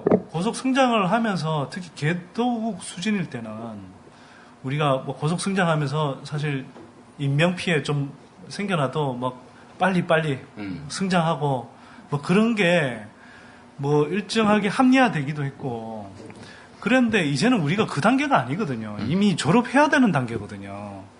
근데 문제는 그게 걸맞는 위기 대응 시스템, 또 재난관리 시스템을 구축 못하고 있다는 게 문제입니다.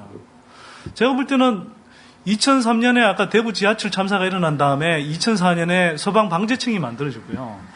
그래서 그 당시에 특히 노무현 정부 청와대에서는 국가 재난 그 관리 시스템을 이렇게 할 수 있는 그 전자장비 이런 것들을 가지고 청와대 그 회의실 안에서 모든 어떤 이렇게 재난 장비 인력 이런 것들을 이렇게 컨트롤할 수 있는 그런 시스템을 갖췄었어요. 그래서 실제로 구제역 발생했을 때 이 피해가 발생하는 그 가축 도축수 이런 것들을 보면 노무현 정부 때는 훨씬 적었어요. 지금은 뭐 그냥 발생하면 계속 퍼져서 초기 대응이 안 돼서 그런 거거든요. 그래서 야당 탓하잖아요. 야당이 장외 집회하느라고 다 그 바이러스 몰고 다닌다고. 그러니까 지금 그런 그게 한나라당에서 수준인데 했던 얘기예요, 이게. 자, 그렇게 해서 좀 정착되려고 했던 것 같은데 제가 볼 때는 소방방재청 자체를 만들기는 했으나 이게 여전히 굉장히 정부 부처의 예산 배정이라든 인력 배정 이런 수준을 보면 아직도 굉장히 낮은 수준이에요. 특히 박근혜 정부 들어와서 제가 예산안을 살펴봤더니 2013년 예산안은 소방방재청 예산안은 이명박 정부에서 수립한 거잖아요. 이때 9,965억 원을 수립했는데 안전을 뭐 최우선 가치로 삼겠다고 한 박근혜 정부 들어와서는 8,146억 원으로 도로 깎여요. 그리고 여기 사실 많은 돈들이 정말 우리가 흔히 생각하는 뭐 소방 방재라든지 재난 관리 쪽 또는 재난 대응이나 이렇게 위기 대응 쪽으로 이렇게 가기보다는 사실 뭐 소하천 정비, 물론 위기 예방이라고는 하는데 하천 뭐 닫고 이런데 돈들이 엄청 가요. 이게 몇천억 단위로. 그래서 실제로는 제가 올해 예산이죠. 올해 예산안에서 그 국가 재난 대응 종합 훈련 예산 이걸 찾아봤어요. 이거 얼마 정도일 것 같아요? 5억 5천만 원입니다. 5억 5천만 원. 온 나라에 국가재난 종합훈련 국가재난 대응 종합훈련 예산이 통틀어서 5억 5천이라는 거예요. 10억도 아니고 그다음에 국가재난관리정보 시스템 구축 4억. 물론 그 외에 무슨 뭐 민방위도 있고 뭐 또 소방방재 뭐 관련한 것도 있고 다 예산이 뭐 쓸 데가 아니라는 건 아니지만 우리가 정말 위기를 사전에 이렇게 대응하고 훈련하고 이런 거에 대해서 아니 프로그램도 없고 그게 돈도 안 들어간다는 거예요 지금. 프로그램이 선원교육비에 50만 원 썼다는 게 1년에. 아 그거는 이제 세월호가 그렇게. 세월호가? 네. 세월호가 접대비는 6천만 원을 썼는데. 뉴스예요. 네. 선원교육에 50만 원을 썼다는데 그 선원교육도 뭐 그냥 외부 강사 불러서 뭘 했다는 거겠죠. 실제로 우리나라의 산재 사망률이 OECD 1위지 1위. 그렇죠. 지우띠리. 예. 뭐 그렇게 알고 있고요. 하여간 독일 사회학자인 율리백이 위험사회라는 얘기를 한 적이 있거든요. 그러니까 현대가 점점 더 커지고 그러면 원자력 등 잘 제어하기 어려운 것들이 생겨서 훨씬 더 위험해진다는 거예요. 근데 이거 우리나라는 굉장히 초보적인 지금 위험 국가 수준이죠, 지금. 국가 자체가 지금 위험한 거 아니에요. 그 다음에 저는 아까 수학여행 얘기 우리 잠깐 했는데요. 두 가지 생각했어요. 기본적으로 수학여행을 가야 되느냐. 이게 지금 일본, 한국밖에 거의 없거든요. 유럽은 15천 년 표력이 있죠, 소설. 그게 수학여행 가다가 사고 난 소년들 얘기 아니에요. 그래서 그런 식으로는 이렇게 학교 전체가 가는 건 안 하거든요. 그러니까 뭐가 문제냐면요. 수백 명이 움직이잖아요. 수백 명이 움직이는 것 자체가 리스크예요. 그렇지. 그러니까 수학여행을 가는 거는 각자 판단할 수 있는데 수백 명 단위로 움직이는 것 자체가 스스로 위험 요소가 되거든요. 지금 이유학교나 일부 그런 학교에서는 4-5명씩 학생들이 짜서 알아서 집결지로 오게 돼 있거든요. 그리고 그거 자체가 일종의 교육과정이에요. 그러니까 지금 이런 식으로 가는 거를 언제까지 해야 되는 거냐라는 거는 좀 봐야 될 것 같더라고요. 그렇네. 네. 그리고 우띠리 형님이 아까 이제 모두의 uncertainty하고 이제 리스크를 이야기했잖아요. uncertainty는 불확실성이죠, 그 자체로. 근데 리스크는 형님 이야기한 대로 확률적으로 일정하게 이제 계산이 가능한 건데, 우리가 보통 이런 이야기를 해요. 그러니까 자주 발생하더라도 이게 언제 발생할지 모르고 그 발생하더라도 그 사회적 비용이 크지 않으면 이런 걸 일부러 체계적으로 대응할 필요는 없는데, 발생 빈도는 상당히 낮다 하더라도 한 번 발생하면 굉장히 큰 피해를 낳는, 예를 들어서 큰 태풍이 와서 막 뭐 수천억 수조 원대 피해를 입히기도 하고, 이번은 뭐 재난이라고는 하긴 그렇지만 사고지만 굉장히 많은 분들의 목숨을 앗아갈 수 있는 사고잖아요. 이런 경우 보통 50년 빈도, 100년 빈도, 200년 빈도 이렇게 해서 프리퀀시를 따지거든요. 근데 지금 이 해리오는 10년 빈도예요, 지금 우리나라에서. 그리고 이런 네. 대형 사건 박근혜 때만 보더라도요, 지금 2달 빈도예요. 네. 이거는 지금 뭔가 해야 되는 거죠. 그렇죠. 그래서 이런 걸 보통 이게 빈도는 낮더라도 한번 발생하면 엄청난 피해를 만드는 걸 이런 것들을 이제 통계학적인 용어를 빌려서 팻테일이라고 그래요. 그러니까 발생 빈도 낮은데 한번 발생하면 굉장히 두꺼운 충격을 가져온다는 거죠. 그래서 이런 위험들에 대해서는 정부가 늘 체계적으로 대응을 해야 되고 그리고 준비를 하고 있어야 되거든요. 그래서 소방방지청을 우리가 만들었는데 그냥 만든 정도에서 끝나는 게 아니고 아까 말씀드렸듯이 미국에서 9.11 테러 일어난 다음에 그 국가 사고 관리 시스템 이런 것들을 만들고 그냥 매뉴얼만 만드는 게 아니고요.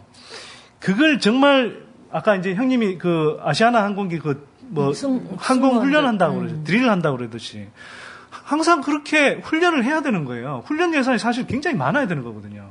근데 우리 있는 예산이라는 게 딱 5억 5천이 있다는 거예요. 민방위 예산을 제외하면.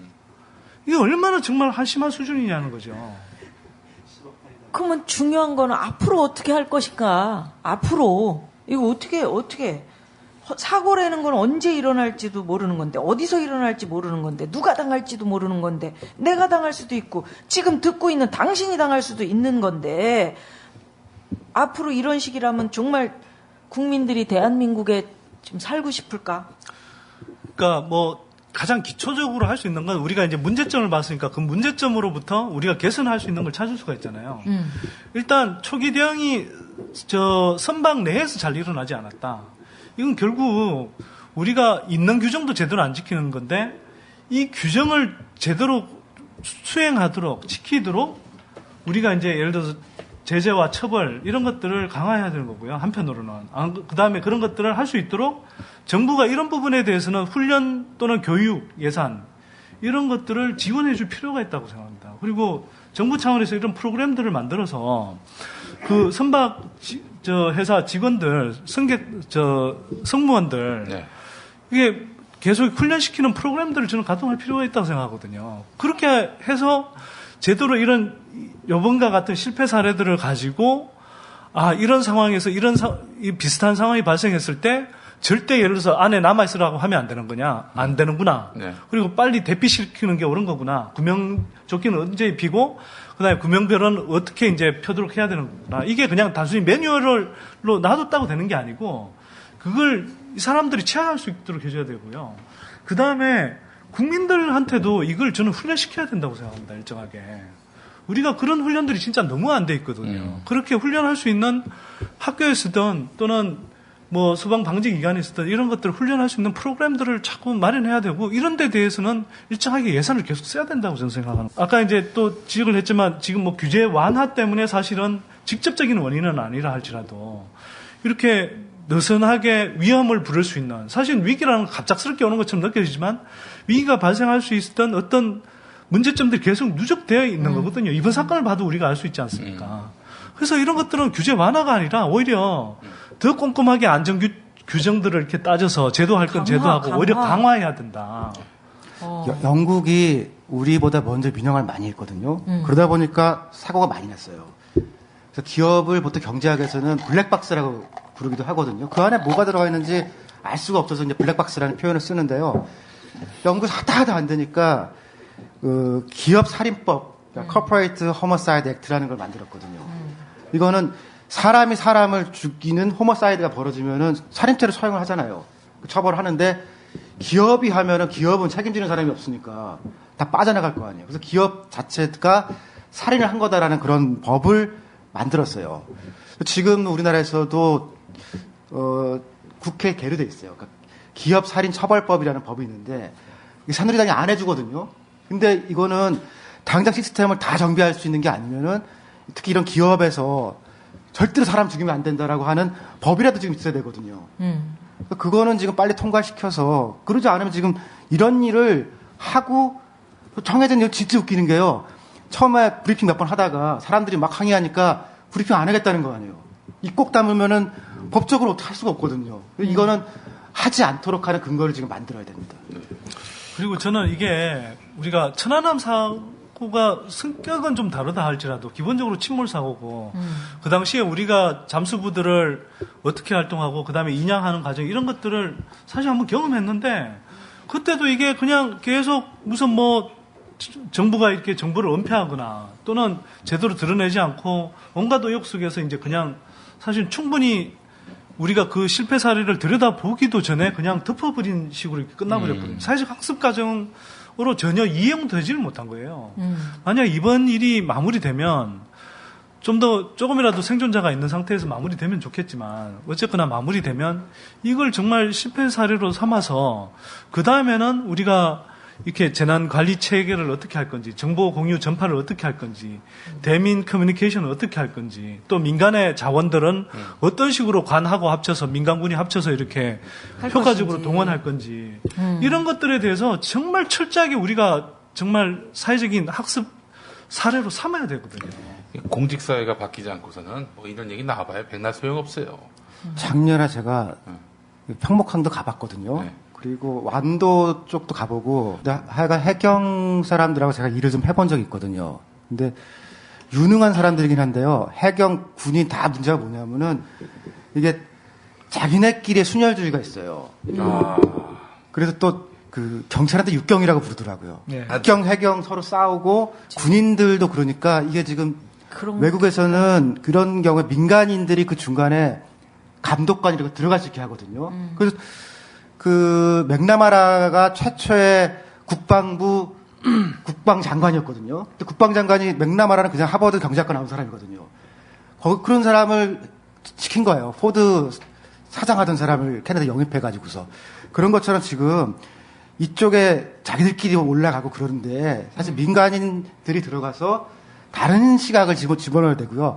마찬가지로 지금 재해나 그러니까 안전행정부가 공무원들은 거기가 승진 잘하는 부처로 유명하거든요. 공무원에 대한 임명권이 있으니까 공무원들끼리만 들어가서 이렇게 자기들끼리 하는데 여기도 그렇지 않은 사람들을 집어넣어가지고서 경쟁도 쉽게 관리시켜야 되거든요. 그렇게 안 하면 자기들끼리 해서 전부 다 낙하산으로 내려와가지고서 감독기관은 전직 청장이고 그 감독기관 옆에 파는 애는 그 다음 청장이고 그렇게 다 무슨 기관장 간 다음 서로 보니까 아무도 그 안에서 문제가 있어도 얘기를 못 하는 거거든요. 근데 그거를 지금 돌려서 깨야죠. 서로 교차시키고. 그리고 이걸 기업들도 부담만으로 생각할 필요는 없는 것 같고요. 이게 습관의 힘이라는 그 책을 보면 그 폴 오닐이라고 물론 이제 미국 재무장관도 하고 뭐 부시 때 그래서 조금 뭐 그때 인상도 나빠지고 그러긴 했는데 기본적으로 알코아라는 철강 업체의 CEO를 한 사람이 있어요. 그 전에는 이제 미국 예산 행정국장을 해서 굉장히 유능한 사람으로 이렇게 알려져 있는데 이 사람이 와서 그 알코아가 경쟁력이 되게 떨어져 있었어요. 그 당시에 뭐 한국, 일본 뭐 이런 업체들한테 이제 밀리니까. 근데 그 알코아의 뭐 수익성, 뭐 사업성 이런 이야기를 한 게 아니고요. 산업재해를 제로로 만들겠다. 이렇게 했어요. 그래서 모든 산업재해를 제로로 만들기 위해서는 거기에 들어가는 뭐 재료를 안전하게 다뤄야 되고 노동자들이 이렇게 과로하지 않아야 되고 그래서 그 다음에 그 사고를 줄이기 위해서 이 노동자들이 어떤 식으로 이렇게 작업 프로세스를 개선해야 되는지 아이디어들을 현장에서 막 받아들이는 거거든요. 그러다 보니까 안전사고를 진짜 실제로 거의 제로에 가깝게 만들었는데 안전사고만 줄인 게 아니고 그 자체로 기업의 그러니까 뭐 제품의 질도 올라가고 그 다음에 직원들의 만족도도 올라가고 그래서 그 기업이 엄청나게 실적 성장을 했어요. 그래서 정말 좋은 기업으로 이렇게 재탄생했거든요. 그래서 거꾸로 이제 같은 책에 보면 그 영국 런던 지하철 참사 이야기가 나오는데요. 거기도 우리가 이야기한 것처럼 거기에 이제 뭐 각 그 관련한 뭐 소방서라든지 연무서라든지 다 있는데 다 제각각 따로 노는 거예요. 간섭 안 하고 서로 이제 연락 안 하고 협력 안 하고. 그래서 런던 지하철에서 화재가 발생했는데 거기서도 막 서로 미룬 서로 거지. 협조가 안 돼서 미루고 그러다 보니까 막 수십 명이 죽는 이제 커지지. 참사가 발생했는데 우리도 지금 이제 아까 이야기했던 폴 오닐이 했던 것처럼 이런 그 조직들 간에 남아 있는 그 습관의 벽, 그 다음에 이렇게 칸막이 치는 이 벽, 이걸 허무는 작업들을 하지 않으면 진짜 심각해지거든요. 그래서 대통령께서도 얘기했던 것 같은데 각 부처 간에 칸막이 걷어내겠다. 그 기억이 나는 것 같은데 못 걷어내고 있네. 제가 이렇게 그냥 소개하지만 아까 알파 CEO라는 그 폴 오닐이 그냥 말만 한 게 아니고요. 정말 매번 회의 때마다 강조를 하고 한 사람의 사고가 발생하면 정말 그 위에 책임자를 날려버리고 이런 식으로 했거든요. 우리는 근데 사고가 발생해도 또는 문제가 생겨도 지금 아무 처벌을 안 하고 그냥 넘어가잖아요, 듣고. 아니, 책임 있는 사람은 책임을 강하게 묻겠다라고 이제 말씀을 하셨으니까 그건 기대를 해봐야 되는 거고. 지금 기본적으로는 그 안전행정부 장관 옷 벗어야 되고, 국토부 장관 옷 벗어야 되고, 내각 총사퇴할 문제 해수부 장관 옷 벗어야 되고, 저기는 본인이 이 정도면은 관련돼 있는 라면 처먹은 저 교육부 장관 내빼요. 교육부 장관.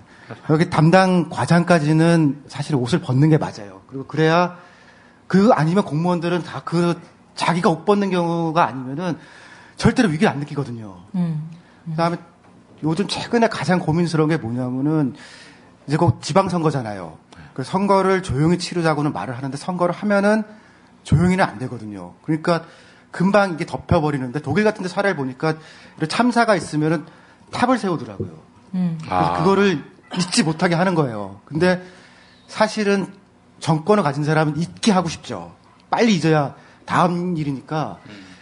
그래서 지금 여러 사람들의 고민이 뭐냐면은 7월 31일 날 재보궐이 있거든요. 그러니까 지금 있는 지방선거를 원래도 합치자는 말이 있었는데 그때로 미뤄서 한 번에 치르고 5월, 6월은 우리가 반성하고 애도하고 그런 시간을 좀 갖자. 예. 근데 이게 딜레마가 뭐냐면요. 새누리당이나 새정치연합이나 알아본 거로는 다 동의를 하는데 기본적으로는 정치 때문에 서로 말을 못 한다는 거예요. 그러니까 한쪽에서 하면 니네가 유리하려고 하는 거 아니냐. 그런데 이 반대 논리는 뭐냐면은 6.25 때 전쟁 중에도 투표를 했다는 거예요, 선거는. 그러니까 이 사건이 전쟁보다 크냐라고 누군가 반박을 하면은 반박할 명분이 사실 별로 없거든요. 그렇지만 이게 다시 벌어지지 않게 하기 위해서는 사실 선거를 움직여서 밀고 우리가 좀 고민하고 반성하고 애도하는 시간을 갖는 게 저는 맞다고 생각하거든요. 근데 또 한 가지는 좀 안쓰러운 게요. 이런 중요한 일이 생길 때는 뭐 국민장으로 하거나 국가장으로 하거나 무슨 뭐 시에서 하거나 정 안 되면 시민장 같은 것도 하고 그랬거든요. 근데 지금 이 사고를 못 막은 것도 문제고 구조를 못한 것도 문제인데 그 뒤에 처리도 지금 정부가 아무것도 안 해요. 그러다 보니까 개별적으로 지금 장례식을 해서 마련을 하잖아요. 그런데 이게 개인들한테 알아서 하라고 할 문제인가 그런 생각이 들더라고요. 누군가는 나서서 이거를 정 안 되면 시민장으로 하든지 같이 해서 부모들의 아픔도 덜어드리고 그래야 되는데 지금 이것도 손을 놓고 있더라고요. 근데 대통령 오셨을 때 그 고분고분 안 하고 막 소리 지르고 뭐 그랬으니 그게 예쁘겠어? 그 부모들이 그런 말을 썼더라고요. 우리가 폭도냐. 체증을 했다는 거예요. 그거는 집회하고 그럴 때. 근데 법상으로 부모들이 걸어가는 거는 막을 수는 아무것도 없거든요. 그런데도 불구하고 경찰들이 습관적으로 체증을 했다는 거예요.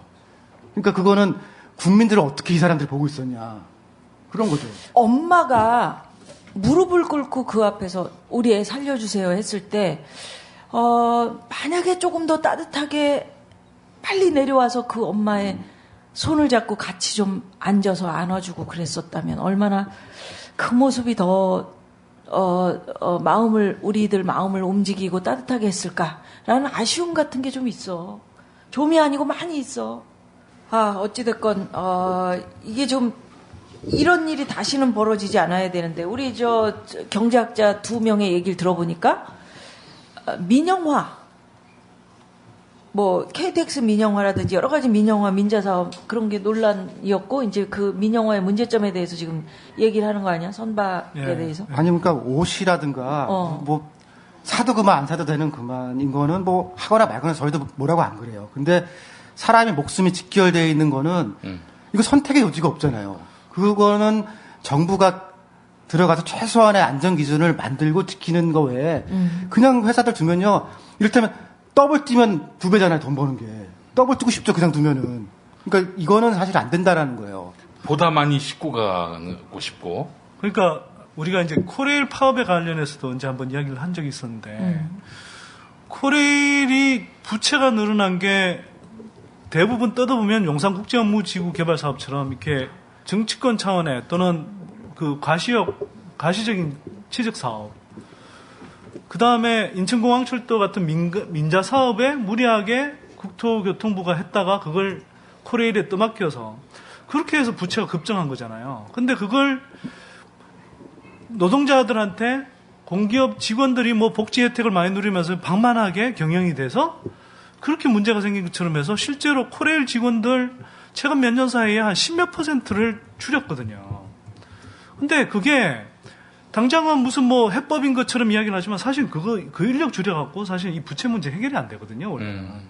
근데 그렇게 책임을 노동자들한테 전가하고 줄여서 정리해고하고 가로시키고 이렇게 한 결과 어떻게 되느냐. 지금 당장은 문제가 안 드러날지 모르겠지만 인력이 적어지면 당연히 빈틈이 생기고 안전 문제에 문제가 생길 수 있거든요. 그러니까 이렇게 계속 민영화 흐름으로 가고 계속 효율화라는 명목으로 이렇게 사람들 줄이고 자르고 하면 그 어딘가에서는 사실은 문제가 생길 수 있는데 이런 데에서는 사고가 한번 터지면 정말 큰 문제가 생기는 거죠. 엄청난 피해가 생기는 거잖아요. 네. 한마디씩 좀 하고 오늘 좀 마무리를 좀 했으면 좋겠는데. 예. 우리 용띠리? 4월 16일 그날 사고 난 날이죠. 460몇 명으로 탑승자 수가 보고가 됐습니다. 그때는 이미 뭐 탑승자, 뭐 구조자 수가 왔다 갔다 했던 때였어요. 박근혜 대통령이 왜 이렇게 숫자가 막 바뀌냐.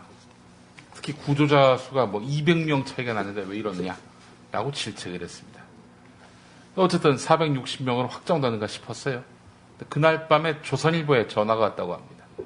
460명 이거 사실 아니에요. 달라요.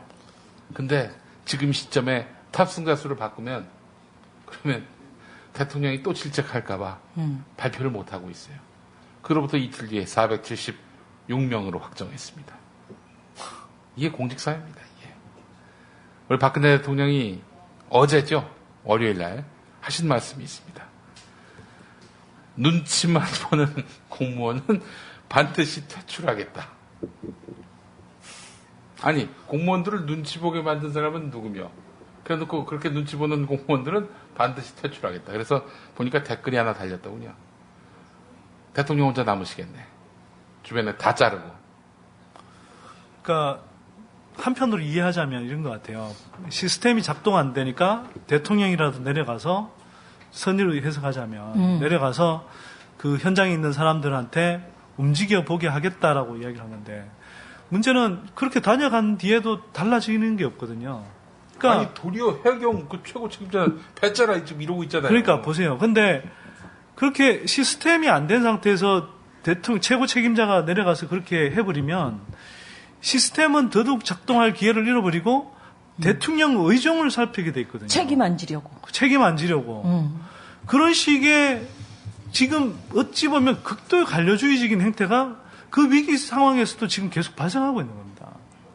그래서 우리가 계속 이야기하는 거지만 시스템을 사전에 구축하는 거 굉장히 중요하다. 그리고 우리가 앞에서 골든타임 이야기했는데요. 제가 사실은 다음 책 주제를 타이밍으로 잡고 있어서 이번 사고도 굉장히 유심하게 제가 보고 있는데 골든타임을 놓치지 않는 가장 최선의 방법은요. 사전에 준비가 돼 있어야 되는 겁니다. 사전 준비. 사전에 준비해서 이런 상황이 발생하면 기본적으로 대응할 수 있는 그 체계가 딱딱 원활하게 돌아가야 그 골든타임을 놓치지 않을 수 있는 거지. 사전에 체계가 안 돼 있는데 그걸 허둥지둥하면 골든타임은 늘 놓치게 돼 있습니다. 근데 그렇게 해서 국민들은 골병 들게 돼 있죠. 그리고 하나만 조금 더 말씀드리면 이런 이야기를 합니다. 정부에 대해서 이런 부분들에 대해서 비판을 하고 문제를 제기하는 걸 아니 정부가 지금 뭐 수하고 수습하기도 바쁜데 왜 뭐 문제 제기하냐 이렇게 이야기하시는 분들이요. 이거요. 정말 심지어는 그걸 가지고 종북 좌파 뭐 선동까지 연결시키는 새누리당 최고위원이 있던데 이건요 이념의 문제가 아니잖아요. 정부가 기본적으로 하고 했어야 될 일. 우리가 흔히 사회개혁론에 따르면 아까 이제 용띠리 보험 이야기를 했는데 국가가 존재하는 가장 근원적인 이유는 국민의 생명과 안전을 지키는 일이거든요. 그래서 그걸 전제로 하기 때문에 우리가 세금도 내고 어떤 국가적인 명령, 법 체계도 이렇게 구속을 받는 겁니다. 그게 사회계약이거든요. 근데 지금 우리 눈앞에서 똑똑하게 목도하는 현실은 이 근원적인 믿음, 근원적인 사회계약, 이게 자체가 눈앞에서 깨지고 있는 걸 보고 있는 거거든요.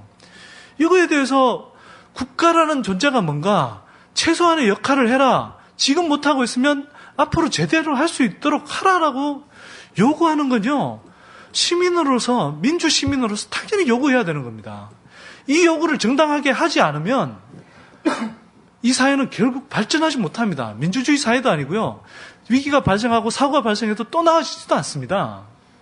그런데 이런 요구를 하는 것에 대해서 좌파 빨갱이라고요? 제발 그러지 마십시오. 제발. 제가 비정규직 문제를 거의 제일 먼저 대중적으로 얘기한 사람인데요. 사실 이 세월호 사건은 비정규직의 비극이거든요. 선장 개인의 인간성, 도덕성 그런 얘기를 하는데 기본적으로 절반 이상이 비정규직이고 비정규직 선장이 그 배에 목숨을 걸라고 요구하는 게 이상한 거거든요. 그러니까 그렇게 되지 않도록 관리 감독해야 됐던 사람들이 먼저 사죄를 해야 되는 거죠. 그리고 이런 곳에 비정규직이 들어갈 수 있게 만든 것 자체가 지금 기본적으로 사고를 안고 있는 겁니다. 예. 오늘 누나는 이번 사태를 두고 많은 사람들이 트위터나 페이스북으로 의견을 쏟아내고 있는데 그 중에서 지식 채널 2로 아주 잘 알려진 분이에요. 김진혁 PD가 트위터에 남긴 글로 오늘 방송을 마무리할까 합니다.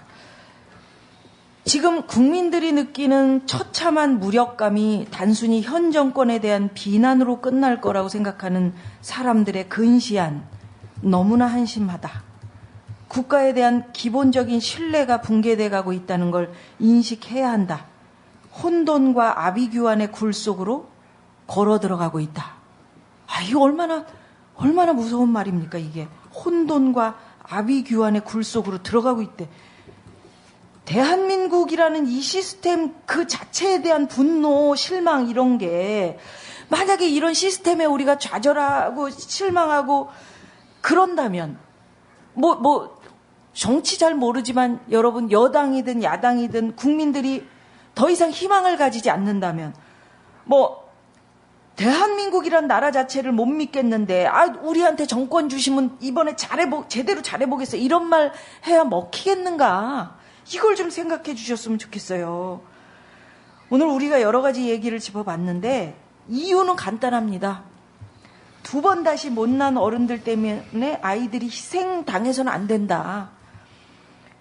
어른들 말만 믿다가 대한민국의 안전과 함께 바닷속으로 가라앉은 우리 아이들, 이 못난 어른들이 조금이라도 속죄할 수 있는 길이 좀 뭐가 있을까?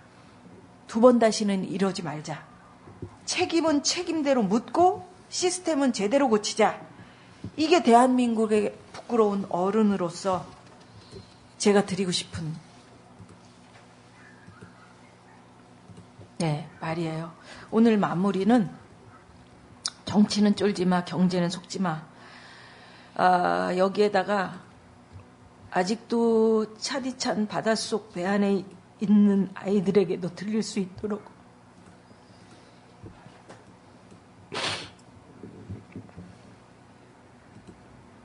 하나 더 붙이겠습니다. 얘들아 돌아와. 이 얘기를 하나 더 붙이겠습니다. 바닷속 아이들에게 들리도록 힘차게 외쳐보고 힘내라는 뜻으로 응원의 함성까지 보내보겠습니다. 정치는 쫄지 마. 경제는 속지 마. 얘들아